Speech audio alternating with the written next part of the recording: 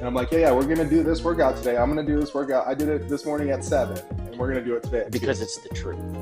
Right. And there's no like, oh, I'm in it with you. It's like, no, I really am in it with you. Yeah. Like, Okay. Hey guys, welcome back to the Two Thumbs Up podcast. This is Dr. Todd here. I got my good friend here, Zavon Jackson. We actually just met today. I been planning on having him come on the podcast though for a while. Zavon is dating our dear Taylor. She's on our marketing team, and she tells me how amazing he is. And I just wanted to have a little chat with him today. But thanks for tuning into the podcast. And Zavon, welcome to the show. Thanks for having me, sir. Appreciate it. So tell us a little bit about who you are, where you started. We jumped into a little bit about your basketball career. You start right there if you'd like. Yeah, for sure. Grew up playing basketball, sports my whole life, baseball. Are you from Salt Lake area? From the Salt Lake area. Grew up, went to Westlake High. You went to Westlake High? Went to Westlake High. That's where all my kids went. Really? Yeah, that's where. How come I don't know you? I live in Saratoga. Yeah, I was the first graduating class there, 09 to 13. I'm Yeah. kind of old, dude. No. Wait a second here. Yeah. Yeah, so I grew up out there, or I grew up in Salt Lake and then went to high school out there. Got a scholarship to go play in California, to go play basketball, and that's kind of where, that's kind of been my life since, is just sports and exercise and nutrition and health and fitness, and, lots of ups and downs along the way. But so do you have family still out that way? yeah, my mom lives in Eagle Mountain still. Right next to the Maverick out there. Right there. Okay, awesome. Yep. Yeah. I live out there, Talon's Cove. Right there. Yeah. So yeah, right on. very cool. Well, it's nice to have you on the show, and I appreciate your time. And so, what are you've talked about you're into health and wellness and nutrition, and you actually coach people in that space right now. Yes, I do. So, what's some of the motivating factors that sort of allowed you to make some of these choices to go in this direction? Yeah, I think the biggest one would kind of be my family. If you were to see my family, I stick out in more ways than one. Very unhealthy, very, just a lot of things that over the course of my life I would have to hear about and see all these effects that happen to them.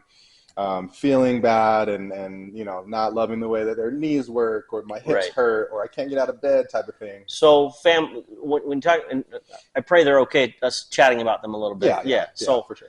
When you started hearing those things and recognizing that they're dealing with some health difficulties as you were a younger person, and you made a conscious choice at some point in time and said, you know what, I'm going to do it different. Yeah. Is that correct? Yeah, and it really came to me when I was I think I was 16 or 17 maybe, and me and my mom were comparing symptoms. And we're like, oh yeah, our knees both hurt when we do this, and my knees hurt when I walk up the stairs, and my knees hurt, and my mom, I think at the time, was 37, and I was 17.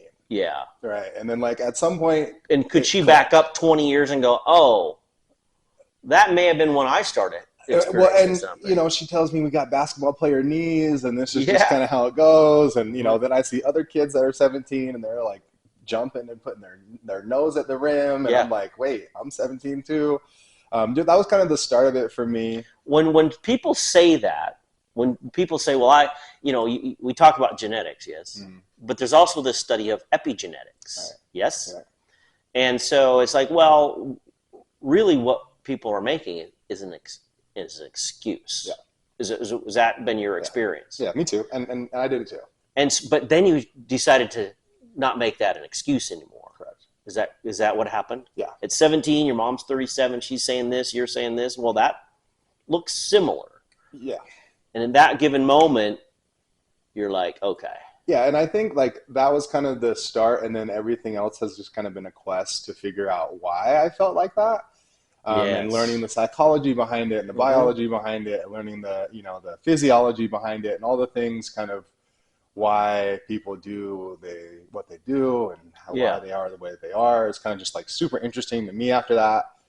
And I've kind of been able to take all of the things that I've learned and apply it to myself, and have all of the problems that were genetic before are kind of just not there anymore. So what's been the change? What have you noticed? Well, if we were to go back from that 17-year-old, 37-year-old conversation, and we look at the habits and are you exercising and are you eating, whole foods, and are you drinking enough water and sleep and removing the inflammatories and all the things. A lot of those things weren't happening, right? And so then that's a different story if you're like, oh, I have basketball player knees and I'm exercising and drinking enough water and, eating enough protein, whatever, versus like, oh, my knees hurt, but I'm also drinking soda every day and, going out to eat and all the other things. So I love this because as younger people, you're younger than me, as you begin to actually make different choices, other people begin to make other choices. Correct. And so it inspires other people to ask that internal question, how did I get this result and what can I do about it? Exactly. Yes. Exactly. And so that's why I love having people on the show, because we can talk about people that inspire others. And it's not that you're because you've inspired yourself. Yeah. Yes. Yeah. That's what and now you have this passion. It burns. It burns. So it's like, well, wait, I did this for myself, and maybe, quite possibly, some of the information I know now may assist somebody else. Mm-hmm. Well, and it sucks because, it kind of started from my family, and I would like the information to apply to the people that I care about the most. Yeah, and what's been the result of that? Right, and most of the time they're like, oh, well, you're young, or, it just comes from a different voice, so it doesn't hit the same. Versus like someone else's mom or dad, and I say, hey, someone else's mom or dad, these are things that could help. They're like, okay, yeah, great. So it's almost like what you're saying is family sometimes too close. A little too close to the son, yeah, for sure. Meaning, Zavon, he's amazing. He's my kid. Yeah. It's funny how that happens. It's like you have some beautiful information, but the ones that you could share it with that you love the most put up roadblocks. Yeah. But others are like, oh, why do you suppose humans do that? It's very interesting. I love the idea behind this too. I don't know what it is. It's probably a little more of an emotional attachment, honestly. But it's like for my mom, for example, she has taught me almost everything that I know in my life, just about regular life. Right? Mm-hmm. I go to college and get all this continuing education and stuff. I come back and try to spitball it with her. It's still coming from a point of like, that's my son. Yeah. Like he doesn't have much to teach me type of thing. Interesting, because parents sometimes do this. And I think spouses sometimes do this. Because we have this idea that mom or dad is supposed to teach the child everything forever for your whole life. But is it possible that the child, the young man, is actually the one that has come to teach the parent? Right. Is that a possibility? Right. And honestly, it becomes like with the parents and the closer relationship, it's just a little too overthought, right? Like for the people that I train, they're like, oh, I want to look like you. And I say, great. And they're into it and they'll just listen to whatever I say forever, right? But for my mom, it's not like, oh, like that's an achievable look for me. Like, it's more about like, I'm over here preaching about principles of nutrition and you don't have to lift weights at all for this, mom, type of thing. And, it just becomes like an overthought process. Right. And they're like, oh, well, I have to change this, and I have to change that, and I have to change this, and I have to do that. And well, if your mom ever listens to this, Mom, we love you. Love you, Mom, so much. And it's not that there's no blame going on. There's a phenomenon that happens inside the human mind and ego, yes? Yeah. That when someone shows up that's super close that has some information, teenagers do this with parents, like, Don't tell me the truth. Mom. And now it's like, wait, is it possible, though, that people show up in our lives, even the ones that are super close to us, it's like, well, wait, hey, what if I take this information and instead of blocking it, be open to it? Yeah. Because it's showing up in my space. It's here. The information is here. You're sharing information, and it's here. What if humanity would say, oh, that information is showing up in my space for a reason. It's whether I'm open to it or I'm not open to it. Mm-hmm. And the question then is, why wouldn't everybody be open to it? Right. That's great. I mean, and it's the question. Yeah. Because all we have a phone, you have a computer, all the information you ever need is right there. To communicate. Right. It's just a matter of like, Can you take it for what it is? You know? And that for me came on like I feel like my switch was off and then it turned on. And it was like a fire hose, man. Like, but perfect. You know. So you actually you weren't open, and then all of a sudden you like. Yeah. Well, I mean, I drink the same Kool-Aid, right? It's like my family's telling me all these things. It's genetic. We're just big. Yeah. We're just a big blah blah blah blah blah blah. And you know, I was living life believing that until I was like 22 or 23. So in that period of time, that moment, what was it that changed, that caused you from being closed to all the history and this is how my family does it and they all have diabetes and this and this and this or whatever. Mm-hmm. In that 22, 23, what was it that said, I'm going to do this different? I seen it for the first time in front of me. What did it look like? It was the embodiment of hard work, essentially, right? And it wasn't necessarily like I am genetically a slave to this or that or this. It was more just like if you wanted something to change, you can work your way there and change it. It requires hard work. It's not easy. It's not going to be fast, but you can do it. But have you found it fun? Oh, it's the best. You described it being hard work, not easy, da-da-da-da-da. But the result has been... It's the best. It's the best. Yeah, it's the best, baby. And I think for me, it's a trend over and over. And the first time that you do this, it's terrifying. And you're like, I'm just going to blindly work and not get a treat at the end or not get a paycheck at the end or whatever. But then, you know, your paychecks show up in different ways, so to speak, based off the work that you did, right? And I seen it for the first time with one of my friends who was just wanted to go to the NBA so freaking bad that he was, you know, wake up at 4 and eat and work out and train and it's every day and it doesn't stop. And I'm like, well, what if you don't? And he's like, great. Even if he doesn't get to the NBA, what has he created? He to this day is still a monster. He was the monster for me, right? He's created neuroplastic behaviors that will alter his entire life. I tell people this. I said, the best class I ever took in high school was in the 9th grade, my weightlifting class. Thanks, Coach Bendix. But Hank Bendix, love that guy. Still think of him often. I remember him showing me how to do tricep extensions. And I'm like, I love, high school is literally the only thing I really think I remember from high school so long ago was my weightlifting class. Right on. I love that. And because of that, it motivated me to start looking at some things, right? Mm-hmm. So I love that. It's like, whoa, you got this friend of yours who wants to make the NBA, but now he's just created this life, including yourself. Mm-hmm. And he has no idea. Like I've reached out to him as like, hey bro, you've been a great friend to me, whatever. But never like, you know, you turned me into this, you know, essentially little version of you. You've never told him that? I never told him that. What would it do? What would it be like? Maybe you don't have this relay. It's like, hey, can I tell you something?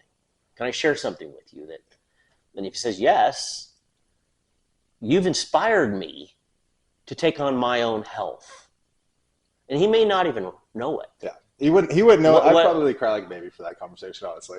I probably would. You would? I would. Let's go for it. I would, and we will have that conversation, we will one day. For sure. No, that's to me, because to me, I love to tell someone, to share with someone the impact that they've had on my life is one of the greatest gifts I give to myself and to them. Yes. Because it's the truth. Yeah. It's like, I love this phrase, never die with your music inside you. Love it. I love that. It's like, wait, well, that's your music. You could tell this friend of yours, hey, I have something I'd like to share with you. It's transformational. Yeah. It's actually quite healing. Yeah. And there's a connection. Well, it's been a driving factor in my job now. Like, you know, personal training for me, it's not necessarily like the most financially mobile thing. I have to wake up early for it. I have to go to sleep early for it. But like, you know, you're showing up for people that are changing their life every day.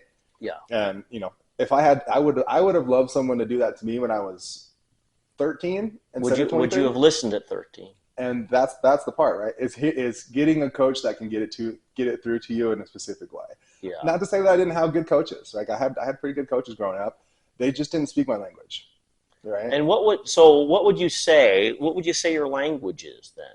What what is it that this person we're talking about, your friend, he apparently spoke a different, when you say language, really what you're saying is energy. Correct. He didn't leave his music inside him. Yeah. He shared it in a way that you got. Yeah. What would you say is your language? What do you hear? What inspires you? I speak the action language. I speak the doer language. The best coach that I ever had, he's still coaching around here in Utah somewhere. Ex-NBA player, ex-UNLV Rebel guy, played in college, and I didn't understand why I listened to him more. Now I do. It's mostly just because he did it, right? And that's my whole thing too. Like my other coaches were like, get on the line and run, or, whatever, run this play, whatever. With no basketball experience, with no conditioning, they don't look great, they don't perform great, and I'm just like, what would you call that type of person? I don't know. Do you know what I'd call him? What do you call him? A hypocrite. Yeah. Oh, great call. Great call. I didn't know if that was too harsh, man. No, it's the truth. It's the truth. Hypocrisy. Sure. It's like, put your money where your mouth is. For sure. And I think for me as a trainer, it's been so, people love the fact that I do it. And I'm like, yeah, we're going to do this workout today. I'm going to do this workout. I did it this morning at 7, and we're going to do it today at 2. Because it's the truth. Right. And there's no oh, I'm in it with you. It's like, no, I really am in it with you. Yeah. You're speaking the truth. Exactly. And I don't want to say no one ever did that for me. I never caught on to the pattern when I was younger until I got older, of the pattern of why I actually listened to you. Interesting. Right. So, I love that because what you're describing is health and wellness and fitness, but it actually is the foundation of relationships. It's the foundation of health. It's the foundation of community. Yeah. It's the foundation of interhuman connection, and to recognize that there's a language that you pick up on. Yeah. That's people that take action. You trust them. Yeah, and it's not just Todd. And it's actually at the heart of entrepreneurship too. It's like, well, no, that guy inspired me, and I look at the results. Yeah. It's like, it's fun to see when people start to recognize that. It's like, well, man, that message fell flat to me. Oh, but that one resonates. There's a frequency, a vibration, a tone to that person's way of doing life, or that inspired you. Yeah, I love that. And it's the why, and you can figure out why. Like, why did that hit so hard? Yeah, and after seeing it over and over and asking the question so much, I'm like, Mm-hmm. And then not to say that I can't do this for people. Like, not everyone needs to have the trainer coach that does it with them. Right. But it's just another tool. Right. And be like, for my younger athletes that I train for, especially, they want to dunk and they want to jump high and they want to do all these things. But it's hard for me to coach them on it if I can't do it. You know what I mean? Yeah. And they hear it from me and then they see me, and it's not like I'm a professional basketball player. I play in rec leagues and pro-ams, right? Right. But they see that I'm playing against X D1, X pro, X whatever, and it just builds some credibility for them. Yeah. And then they see me post a dunk or something, and then they it just all resonates. Yeah. It's like he's doing it. I trust him. Yeah. Yeah. Do you think you could take a 50-some-year-old, 5'11" on a good day? Okay, Todd. Now we're speaking my language. Kind of small hands to dunk. Yes, Todd. There's some impossibilities. There are some impossibilities. So, but that's where do you see yourself going from here? So I'm just kind of in the phase right now of getting my business together, so to speak. Mm-hmm. I would love to have a place like this, right, where you can kind of have an all-inclusive, where you can do what you're doing with the concussion and then the little PT type things. Yeah. Something similar with personal training and PT, and I just would love to have a building like this that I could just And I know you do some nutrition stuff. Yeah. What's the foundation philosophy with some of your nutritional things that you share with people? Yeah, I think one of my favorite things that I say to the people I train, just eat like a caveman. Mm-hmm. What's caveman Todd doing? Yeah. And that's pretty much as simple as it gets. You need meat. You're going to have to hunt it. Mm-hmm. You're not necessarily going to be able to go to McDonald's and buy the hamburger, right? So not to say that you have to hunt your food. You just eat real meat, and you eat real fruits, and you eat real veggies, and It really is that simple. Generally speaking, you know, I kind of say this a lot too. It's like health and fitness aren't always married. Sometimes sometimes they don't even like each other. Yeah. Right. And so like a lot of people are like, oh, I have to cut for my body build, and I'm, you know, like, are you going to be a bodybuilder? And they're like, no. Yeah. Great. Pivot from that more into a healthy relationship. It's interesting to me how that mechanism that, you know, because here's what has been my experience. I can take identical twins to come into and I've actually seen this happen, to come into the office and we address their biomechanics. They're identical twins, but they actually hold themselves in space uniquely. They actually walk uniquely. They run uniquely. Yeah. Their structure is unique. It's similar. Like you and I have 2 arms and 2 legs. Yeah. 2 legs. However, your structure is perfectly unique to you. Correct. Right. Yeah. And so it's this process of someone recognizing their uniqueness, and then having providers or physicians or coaches recognize, well, this person moves different than this person. So absolutely. That being the case, how may I assist this person to optimize A, their health, B, their movement pattern, C, the recovery from injury, and that's the, and as we begin to see each other as unique, as opposed to different. You are unique. Taylor is unique. I don't see you as different than me. Yeah. I see you unique to me. Correct. And so what the fun part of being a provider, a healthcare, a doctor has been for me is like, okay, what is unique about this person? Because the information is in front of them. They showed up in my office, and this is what we talk about with our practitioners, right? You showed up on the podcast today for whatever reason. Thanks, Taylor. Yes. But it's like, wait, what's the unique message that Zavon is sharing? Yeah. And as people recognize your unique message, they'll see your uniqueness. And it actually is to me, it brings us together, as opposed to say, well, it's different than me. Yeah. Yeah. I love to see, because if I watch you dunk, or then you watch someone else dunk, for example, you've seen, the dunk contest and all these. Well, what really resonates is the art form of the dunk. Right. Not whether they do a 3. Now look at the beauty in which that person moves. Michael Jordan. Yeah. The greatest of all time. Kobe was pretty good. Right? But the way Michael moved in space. Beautiful. What's the word? It's beautiful. It's beautiful. Yeah, that's right. So how would it be then if we actually began, each of us, to see how beautiful you move? Right, and this is the hard part of it. The world nowadays is now you're trying to compare my beauty to your beauty, to the phone's beauty, to the girl on TikTok's beauty, and I'm just like, dude, this is a really, really, slippery slope here. So another great question. That's happening. Where are they analyzing that information from? Exactly. What if they were to analyze that same information from here? Mm-hmm. What would be the result? Mm-hmm. Different one, for sure.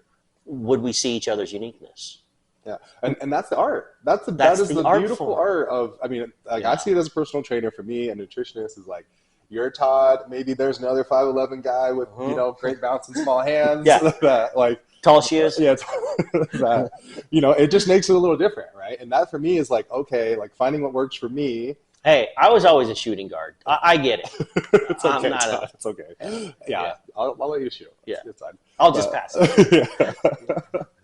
But that's the beautiful part to me, and figuring out like as the body works from the personal training side, to the nutritional side of adherence, and just making sure that you have a way that you like, that you'll keep doing it. Like, most people are like, I see this on that, and should I try it? And I'm just like, well, but give it a go. It's not, if it doesn't work, it can't just be the end all. So I feel like that happens a lot in fitness too. Is like, oh, I tried to go to the gym, it just didn't work. Yeah. And what's that sound like? Yeah. Right. And it could be like, oh, I tried to go to the gym and follow this big bodybuilder plan, and then everything hurt after that. Right. And so that's kind of the cool part about me as a trainer, growing and learning and stuff, is like, I'd realize like, okay, there's lots of ways to achieve the same thing. We just have to introduce it in a way that you like, in a way that you'll keep doing it, right? Because it doesn't matter if Todd goes to the gym for a week, because we know that it's going to take a little more than a week to get to where we need to get to, you know? And that's the thing too, is like, well, you know, is this person open to what the information you're sharing? Because if they're not open and they're closed off, what's been the result? Yeah. It's you know, it doesn't work. Dead hammer for sure. But as you meet someone, it's like, I'm in. Have you had people like that where it's like they're wide open to your information? Yeah. And what's been their result to someone that's closed off to your information? Yeah. Well, it's awesome because that's the superficial side of it, right? Mm-hmm. They see me and they're like, "Oh, you look great, and you can jump high or whatever." Yeah. I'll just do whatever you say, right? And like I train a couple people like 4 times a week, so they're kind of just like my little science projects. Yeah. They're getting all of these benefits of these health benefits, more mobility, more strength, more whatever, without even really having to think about it. Yeah. Because they're just like, I'll just do what you say, right? Versus people that I have to convince, right? And most of the time it's not like this happened, we have this conversation now, like I'll check with you in a month, right? Yeah. It's more like I'll check with you in a couple years. The people that have drank the Kool-Aid and kind of just went all in, you know, have had tremendous health benefits, different. Yeah. You know, young, insecure girls are now confident and strong, and, you know, dudes have, you know, all these health issues and now they just don't, and their back is broken and now it's not, right? Versus, you know, people like close to my family who I'm like, hey, let's try. And now I've been training for 5 years, right? And now 5 years later, same result. They're maybe this far ahead versus like, you know, I train a guy, like my guy that I train 4 times a week has quintupled their progress in a year. Yeah. Right. And it's really just adherence. And that's what it is over and over. It's like, what is it going to be for you that's going to make you do it? Yeah. You know? Yes. And being a physician in all these years, I totally get that. Yeah. Our practitioner doctors, we always give homework, especially with the brain injury. And you can see whether they've done I immediately know if someone's done their homework, right? Because the results speak. And so, you know, there's all these. I love that humanity's actually starting to see what you're experiencing and doing, because there is a wave, and I pray it ends with your generation, of type 2 diabetes. Yeah. There's juvenile type 2 diabetes now, and the results of that, and you know, there's lots of excuses, and I love that you're in this arena where it's like, no, I'm going to make a difference here, because you've made a difference with yourself, right. And that's the inspiring piece of all of this to me, and so you know, I have friends of mine in their 50s that, you know, they're actually just now starting to take on their health and their well-being. And so things are changing. Yeah. And I feel like, you know, I love that you're putting your unique piece into that whole giant ocean of health and wellness. Yeah. Well, and it's kind of, I mean, you know, I just know what would have happened if I wouldn't, and I would have been right there. Yeah. You know, I would have been. And you are how old now? I'm 29. 29, so it's 17. So 12 years later, you probably in your mind's eye can see where you would be compared to where you are. Yeah, and that's just physically. Like, we're not even talking about all the mental, emotional, spiritual things. Well, let's talk about that. You know, where's that? As a result of your physicality and you taking on your physical health, what has been the learning that you've experienced with emotion and spirit? Yeah, for me, it bleeds everywhere. I'm sure she can vouch for a little bit of it. It just kind of. She is Taylor. She's sitting on the other side of the camera. As a matter of fact, she is my girlfriend, Taylor. Taylor should be on this side of the camera. No, but it essentially just bleeds, and so like the discipline and the you know, stick-to-itiveness and the, like, for lack of a better term, it's just work, right? So for the physical side, it's full-time job, and you got to go to sleep, and you got to wake up, and you got to work out, and you got to eat enough, and you got to, you know. But how has that affected your spiritual life? Right, and kind of taking the principles of that and learning and knowing that I'm growing and I'm becoming a better person based off this, specific sacrifice, becoming a stronger person, I should say, not a better, but, then you can take it and apply it. And so I was able to apply it to like my emotional health and my spiritual health and my mental health and say like, hey, well, maybe if you're going through this specific set of emotions or you're happy or sad or whatever, there is work to do to fix that versus like, oh, this is just how it is. This is just who you are. This is just what's happening. So you're describing something that I love, that the doorway to the emotional and spiritual, the doorway is the physical. Great call. Great call. However, because we're having a physical experience here, we have a physical body, right?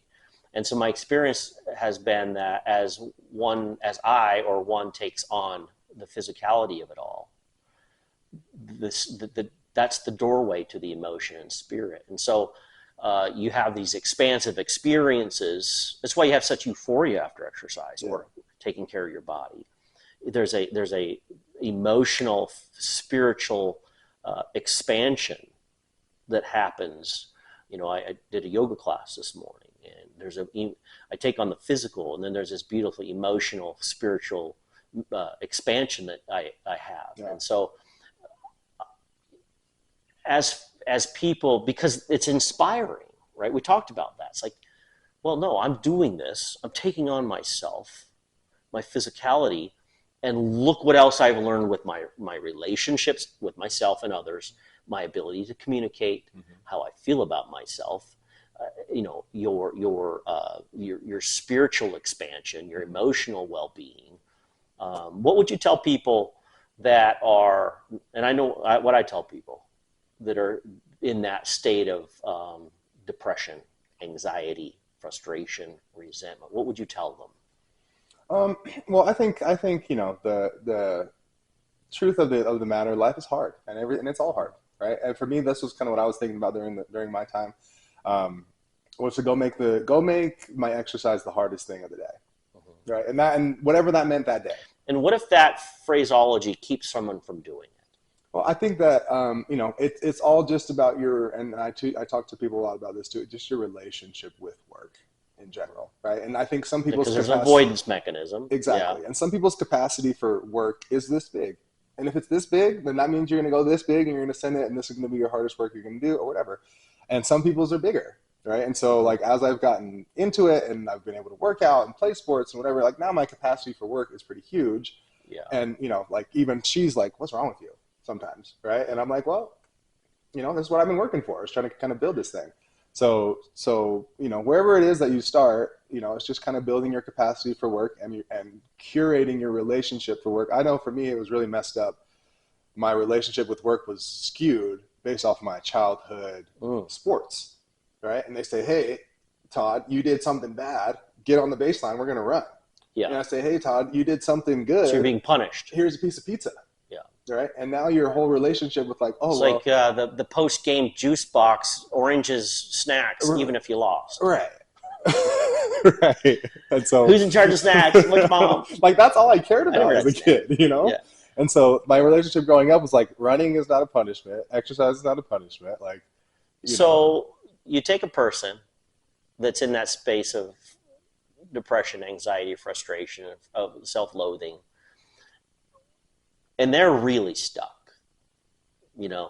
You've been there? Yeah. So they're really stuck. What's one thing, just one simple thing that they could do that been your experience that will begin to change, to turn that tide? With the least amount of work, sunlight. Sunlight? Yep, that's a huge And in one. order to get into the sunlight, what do you have to do? You have to go outside. You got to move. Get that thing moving. You got to go outside. Correct. Yeah. For sure. Dear heaven above, just go outside. Number 1, 2, and 3. If you're in the sun for 30 minutes, I can almost guarantee you, whatever that is going to feel a little better. Source energy. Yeah, for sure. That big ball. So that big ball in the sky. It's how it's allows everything to grow. It's life. It's the life force of. Is the life force. So thank you for saying the sunshine, because that's the one word I wanted you to say. I love it. It's there is our connection with the sun. Yeah. that is our life force, and for whatever mechanisms, people don't get out in the sunshine anymore. Yeah. And literally go touch a tree or go talk to the sky. Or go put your feet in some grass. Put your feet, some grounding, some, get some electron flow through your feet, And so, thank you for sharing that, because it's the truth. Yeah. Start simple. I have friends of mine in their 50s that, they're actually just now starting to take on their health and their well-being. And so things are changing. Yeah. And I feel like, I love that you're putting your unique piece into that whole giant ocean of health and wellness. Yeah. Well, and it's kind of, I just know what would have happened if I wouldn't, and I would have been right there. Yeah. I would have been. And you are how old now? I'm 29. 29. So it's 17. So 12 years later, you probably in your mind's eye can see where you would be compared to where you are. Yeah, and that's just physically. Like, we're not even talking about all the mental, emotional, spiritual things. Well, let's talk about that. Like, where's that? As a result of your physicality and you taking on your physical health, what has been the learning that you've experienced with emotion and spirit? Yeah, for me, it bleeds everywhere. I'm sure she can vouch for a little bit of it. It just kind of... She is Taylor. She's sitting on the other side of the camera. As a matter of fact... She is my girlfriend, Taylor. Taylor should be on this side of the camera. No, but it essentially just bleeds. And so, like, the discipline and the stick-to-itiveness and the, like, for lack of a better term, it's just work, right? So for the physical side, it's full-time job. And you got to go to sleep, and you got to wake up, and you got to work out, and you got to eat enough, and you got to, But how has that affected your spiritual life? Right. And kind of taking the principles of that and learning and knowing that I'm growing and I'm becoming a better person based off this, specific sacrifice, becoming a stronger person, I should say, not a better, but, then you can take it and apply it. And so I was able to apply it to, like, my emotional health and my spiritual health and my mental health, and say, like, hey, well, maybe if you're going through this specific set of emotions, or you're happy or sad or whatever, there is work to do to fix that, versus like, oh, this is just how it is. This is just who you are. This is just what's happening. So you're describing something that I love, that the doorway to the emotional and spiritual, the doorway is the physical. Great call. Great call. However, because we're having a physical experience here, we have a physical body, right? And so my experience has been that as one takes on the physicality of it all, that's the doorway to the emotion and spirit. And so you have these expansive experiences. That's why you have such euphoria after exercise or taking care of your body. There's a emotional, spiritual expansion that happens. I did a yoga class this morning, and I take on the physical, and then there's this beautiful emotional, spiritual expansion that I have. Yeah. And so as people, because it's inspiring, right? We talked about that. It's like, well, no, I'm doing this. I'm taking on myself, my physicality, and look what else I've learned with my relationships with myself and others, my ability to communicate how I feel about myself, your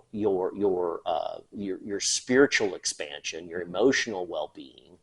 What would you tell people that are, and I know what I tell people that are in that state of depression, anxiety, frustration, resentment? What would you tell them? Well, I think the truth of the matter, life is hard, and it's all hard, right? And for me, this was kind of what I was thinking about during my time, was to go make my exercise the hardest thing of the day, right? And whatever that meant that day. And what if that phraseology keeps someone from doing it? Well, I think that it's all just about I talk to people a lot about this too, just your relationship with work in general, right? And I think some people's because there's an avoidance mechanism. Exactly. Yeah. And some people's capacity for work is this big. And if it's this big, then that means you're going to go this big and you're going to send it, and this is going to be your hardest work you're going to do or whatever. And some people's are bigger, right? And so like as I've gotten into it and I've been able to work out and play sports and whatever, like now my capacity for work is pretty huge. Yeah. And like even she's like, "What's wrong with you?" sometimes, right? And I'm like, "Well, this is what I've been working for. I was trying to kind of build this thing." So wherever it is that you start, it's just kind of building your capacity for work and curating your relationship for work. I know for me, it was really messed up. My relationship with work was skewed based off my childhood sports, right? And they say, "Hey, Todd, you did something bad. Get on the baseline. We're going to run." Yeah. And I say, "Hey, Todd, you did something good. So you're being punished. Here's a piece of pizza." Yeah. Right. And now your whole relationship with like, it's like the post-game juice box, oranges, snacks, even if you lost. Right. Right. And so who's in charge of snacks? Which mom? Like that's all I cared about as a kid, Yeah. And so my relationship growing up was like running is not a punishment, exercise is not a punishment. Like, you take a person that's in that space of depression, anxiety, frustration, of self-loathing, and they're really stuck. Yeah. You've been there? Yeah. So they're really stuck. What's one thing, just one simple thing that they could do that been your experience that will begin to change, to turn that tide? With the least amount of work, sunlight. Sunlight? Yep, that's a huge one. And in order to get into the sunlight, what do you have to do? You have to go outside. You got to move. Get that thing moving. You got to go outside. Correct. Yeah. For sure. Dear heaven above, just go outside. Number 1, 2, and 3. If you're in the sun for 30 minutes, I can almost guarantee you, whatever that is going to feel a little better. Source energy. Yeah, for sure. That big ball. So that big ball in the sky. It's how it's allows everything to grow. It's life. It's the life force of. Is the life force. So thank you for saying the sunshine, because that's the one word I wanted you to say. I love it. It's there is our connection with the sun. Yeah. That is our life force, and for whatever mechanisms, people don't get out in the sunshine anymore. Yeah. And literally go touch a tree or go talk to the sky. Or go put your feet in some grass. Put your feet, some grounding, some, get some electron flow through your feet, And so, thank you for sharing that, because it's the truth. Yeah. Start simple. Yeah. And like you might have to, like for me, like I'm into health and fitness. I have to plan this in my day still. Because here's what I'm going to do. I've always wanted to dunk. Okay. So I'm going to start working on my jump. Okay. And because I may, like your friend, he may not play in the NBA. Yeah. But it's 50-some years old. What if I could That's pretty freaking take sweet. a tennis ball and dunk? That's pretty sweet. Can you touch the net right now, Bob? Oh yeah. Okay. Thanks, bro. Grab the net. No, but see, this is the fun of it all. Yeah. Yeah. Yeah. It's like, well, I'm just going to start. I've done a lot of things too. But it's like, I'm just going to. That sounds inspiring. That sounds fun. Mm-hmm. But I do know there's a lot of folks that are just kind of stuck in that. I just don't have the juice. Yeah. Well, go get the juice from the sun. Yeah, definitely. And again, it's just so easy. I was a trainer. I was in the gym for, I'm training people 8 hours and I'm working out for 2 hours. But then you kind of realize I'm in the gym for 10 hours, get in my car, and then I go home. Yeah. And then I sit at home for the rest of the day. And I'm tired and I had a hard day and I worked out and I did the things, but it's still haven't gone outside yet today. Yeah, go outside. Right. So making it in your list, that's one of my favorite things about a day off or whatever. It's let's just go eat breakfast outside. Yeah. Let's just, just get some of that sun energy on me, man. And that's real. And that's a really simple first step. Very simple. And then I encourage people to, once you take that one first step, ask yourself, well, how now do I feel? Right. Because it solidifies, it changes that neuroplastic mechanism of depression, anxiety, that process. Yeah. And it changes it and goes, oh, now how do I feel? Oh, I feel invigorated. I have more energy. I'm not as anxious. I can actually go home and communicate. It's like simple little things. Yeah. Because we're describing a process here of taking on one's health and wellness that is quite large. Big monster. But there's a lot of folks that have not yet made that one step. Yeah. And so I love to hear about what you think thought or feel is that first step. It makes all the difference. Yeah, and then then you just adding steps. You're adding steps. It's like making a cake. You're walking down a road. That's right. Yeah. That's right. Drinking some water while you're doing it. Drinking some water. Yeah. No more soda. Yeah. So anyway. But Zavon, thank you for coming on the show. I really appreciate it. It's fun to meet you and hear from you, and we'll have you back. We do this podcast because I love the story. I love that moment when people, a friend of mine on the last week who'd been through leukemia and all these different things. And the moment he made a conscious choice that he wanted to live. Mm-hmm. And in the moment you chose, wait, I adore my mom. I love her. However, I see her pattern. Correct. And I love her because of her patterns. And because of her patterns, she's taught me a lot. Mm-hmm. Of what I don't want to do to my body. Is that correct? Yeah, more than they'll ever know. Like, not just my mom, like my family. Have you shared that with her? In general, yeah, for sure. We did a little project in college, how to write your mom a letter. That was like. Have you shared it with her recently? Part of it, no, I haven't. But is that a possibility? Yeah. Because it's like, well, Mom, hey, can I share what I've learned from you? Yeah. Oh my gosh. Yeah, me and my mom are both big babies. We're just gonna cry for like. Perfect. It's great. Energy in motion, emotion, right? Yeah. You let it flow, baby. Yeah. So I love you. Me, yeah, thank you. Thank you. I appreciate you coming on, and we'll do it down the road again and see how how maybe we can, you can do some stuff here, we can do some different things, but awesome. We can talk about that later. But thank you for coming on the show. I love what you shared, and I love that you see the uniqueness of people. Yeah.